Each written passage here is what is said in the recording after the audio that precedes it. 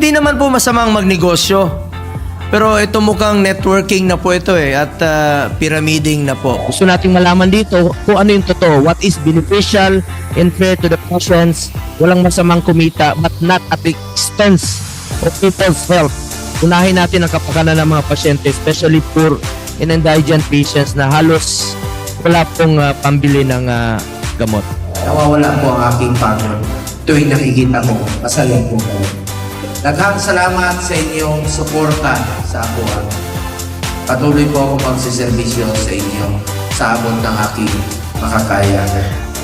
Ako po ang chairman ng Committee on Health and Sports sa Senado. Prioridad ko, una, Malasakit Center.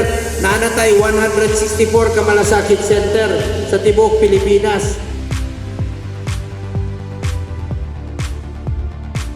Magkakaroon po ng 7 Super Health Center sa South Cotabato sa tulong po ng ating kongresista. Proyekto po ito ng Department of Health at tulungan po sa DOH. Ilapit natin yung servisyo medical sa ating mga kababayan. Huwag kayo magpasalamat sa akin. Ako ang dapat magpasalamat sa inyo kasi binigyan niyo po ako ng pagkakataon na makaserbisyo sa inyo. Damo gid nga salamat sa inyo tanan.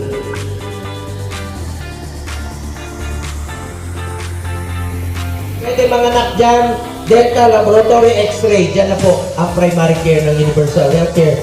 Dyan na po ang konsulta ng PhilHealth dahil lahat ng Pilipino, membro tayo ng PhilHealth.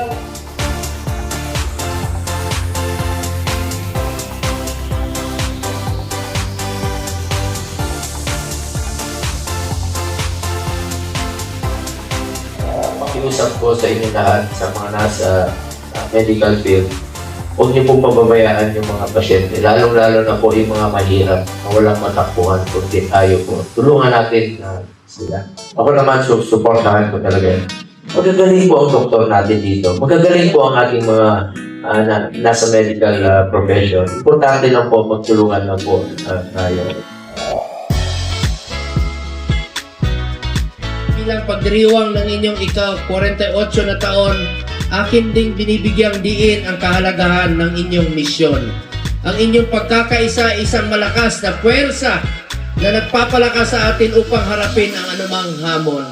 Ang inyong dedikasyon sa pagtulong at pagkakawang gawa ay hindi lamang nakikita sa mga proyektong inyong ginagawa, kundi pati na rin sa araw-araw ninyong pakikisalamuha sa bawat Pilipino.